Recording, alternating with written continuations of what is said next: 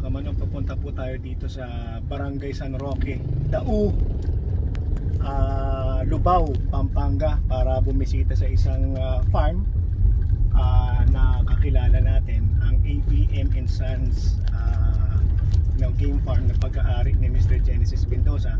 So samahan nyo kami para bisitahin itong kanyang farm dito sa Lubao, Pampanga, sa Barangay San Roque, Dao. So medyo malayo-layo ito, pumunta tayo ng norte para lang puntahan itong farm na ito ni Mr. Genesis Mendoza ng ABM & Sons Game Farm. Alright? Okay, magandang hapon po sa inyong lahat. Itong pupuntahan natin na pangalawang farm ay isang compound lang po ito na mahaba. So dito po sa farm na ito, iba naman po ang may-ari, pero halos magpapamilya lang po ito. So ito po ang ABM & Sons Game Farm na pag-aari ni Mr. Genesis Mendoza. So nandito po sila sa isang mahabang lot area na ito, yung kanyang mga farm. Kaya samahan niyo po kami para interviewin po yung kanyang handler dito at alamin natin kung ano yung kanyang mga bloodline. Alright? Alright, nandito po tayo sa gradas ng ABM & Sons Game Farm. So nandito ito sa Dao, Santo Domingo, Dao, Pampanga. Pero ito, Lubao pa rin ito, no? Ito po ay part ng Lubao, Barangay Santo Domingo, Dao.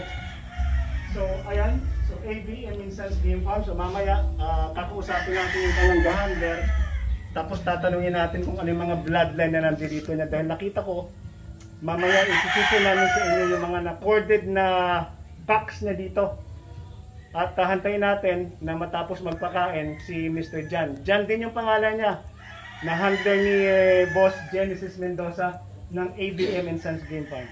So samahan niyo ako.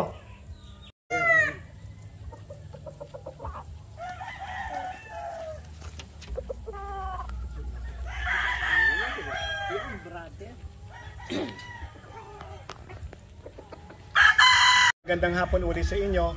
Kasama natin ngayon si Jan, ang handler ni Boss Genesis Mendoza ng ABM & Sons Game Farm. So, yan. Jan, ano yung mga bloodline na nandito ngayon sa inyo? Karamihan kasi ay mga Boston, at saka sweater, Cardinal. Cardinal, so yan. Hats. Mga Cardinal hats, Boston, at saka sweater. Anong klaseng sweater yung ginagamit nyo dito? Golden Boy. Golden Boy.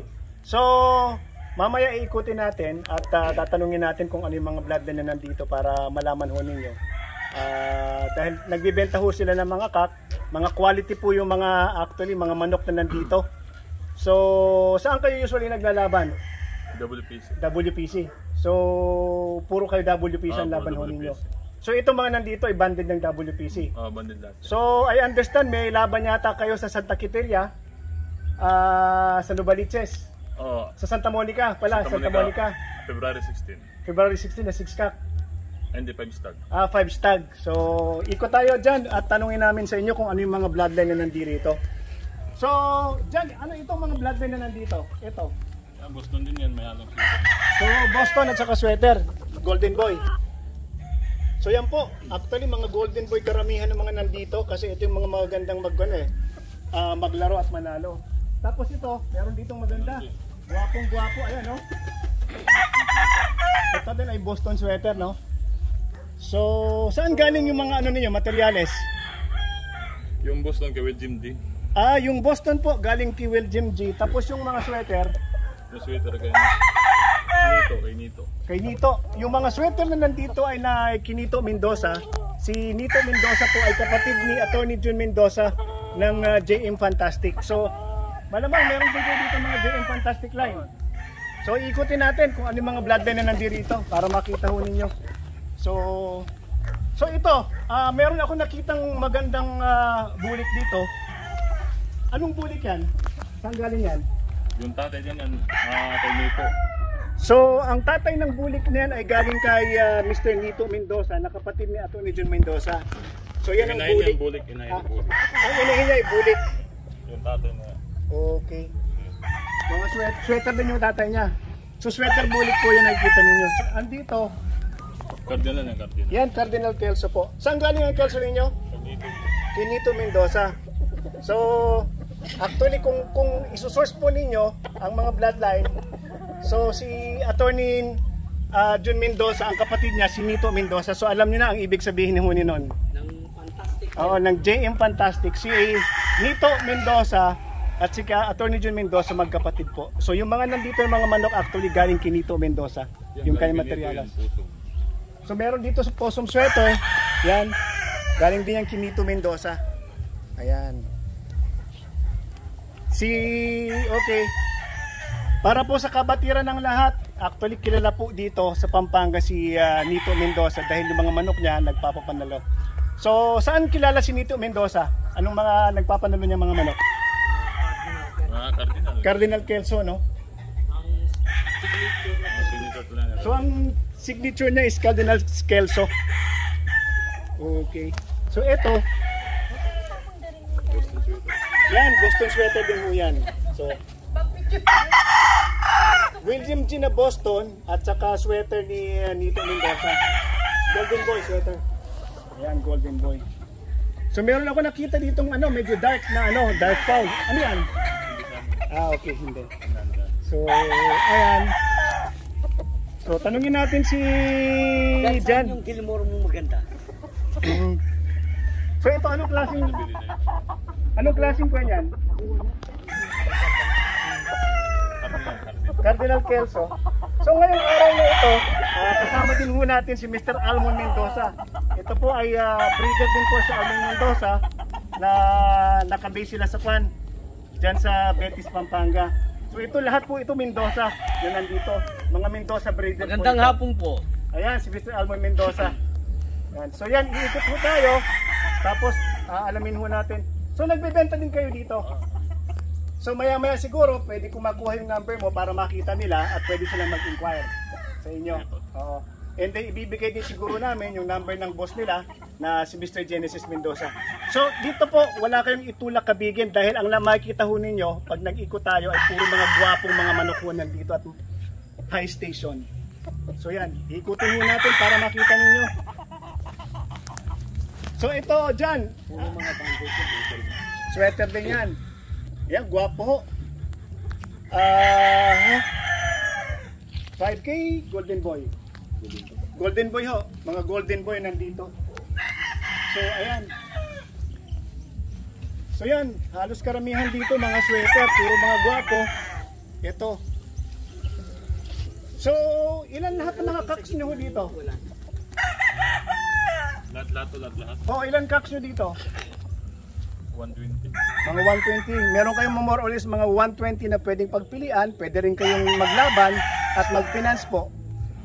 Ayan. So, nagbibenta din kayo ng trio. Kaya babae, lalaki, nagbibenta din kayo. Oh, nagbibenta din sila ho. So, yan, ikutin ho natin para makita ho ninyo kung ano yung itsura ng mga manok dito. Ayan ho. Ayan ho, yung isa. Ayan. Mga high station po yung mga manok dito. Pwedeng pang madiinan sa kak. So ayan. Ito dyan ay Golden Boy din yan. Boston ho pala. Boston. Yan. Boston. Ayan. Tapos yun. Meron pang isang Boston dito. Ito ay bulik, no? Yan ay Boston. Yan, kapatid na nasa harapan. Tapos meron din bulik na Attorney Jun Mendoza line. Yan.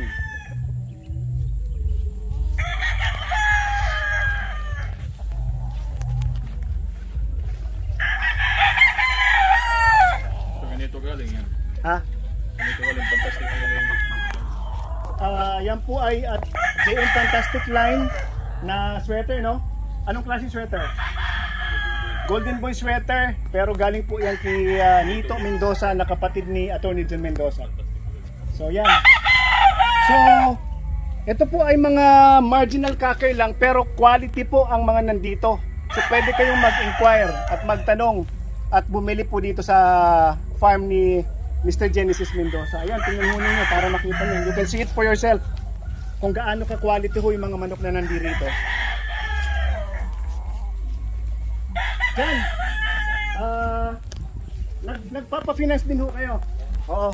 Yung gustong mag-finance, pwede kayong mamili ng ilalaban dito at mag-usap na lang kayo ng kanilang boss na si Mr. Genesis Mendoza. So, nag-accept po sila ng financing at hindi lang po selling. Ayan, ikuti natin.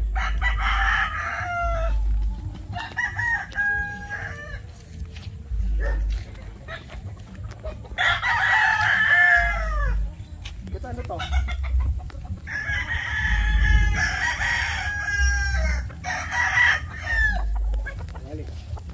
Hindi. Hawakan ka.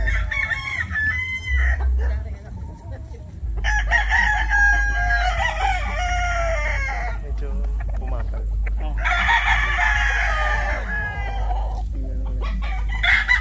Ayan. So, mga sweater po nandito.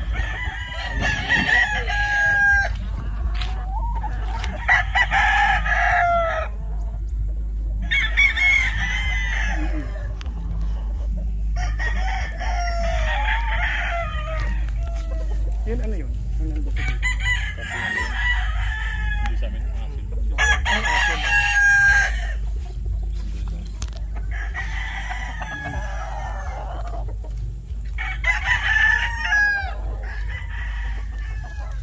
Dulo tapos kunin natin mga babae.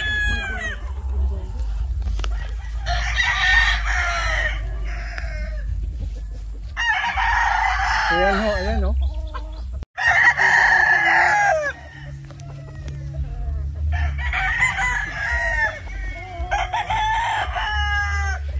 Ito, ano to? Ginagamit ko. Broadcast yan.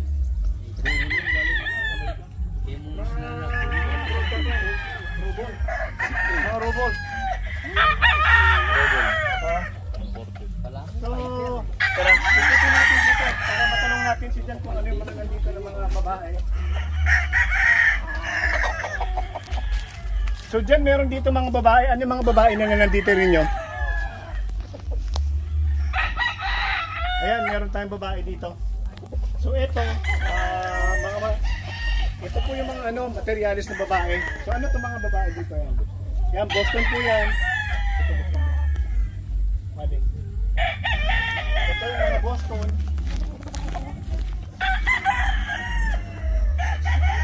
Ito, Boston. Ito Hats, no? Hats, Gilmore. Tapos meron dito mga Billy Robol na imported. Ayan, no? Billy Robol na imported. Hindi ko alam kung anong klaseng Billy Robol line yan.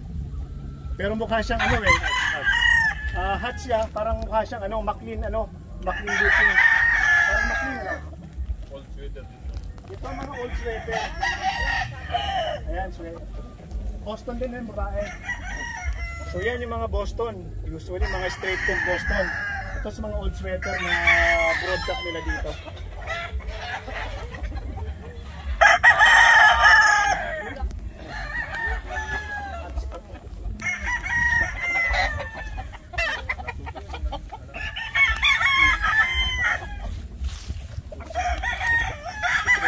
So nandito, pwede rin kayo mag-inquire dito at pwede kayong bumili ng trio at saka mga babae. Marami silang babae ho dito. Ayan.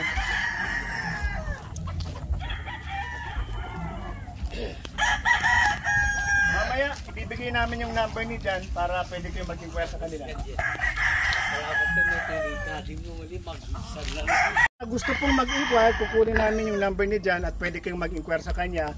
And then later on, ibibigay rin niyo yung number ng kanyang boss na Mr. si Genesis Mendoza. Jan, anong number mo?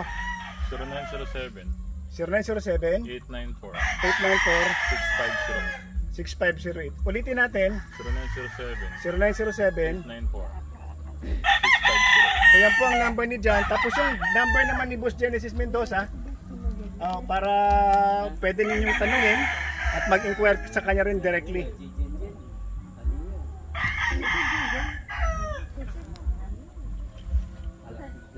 Okay.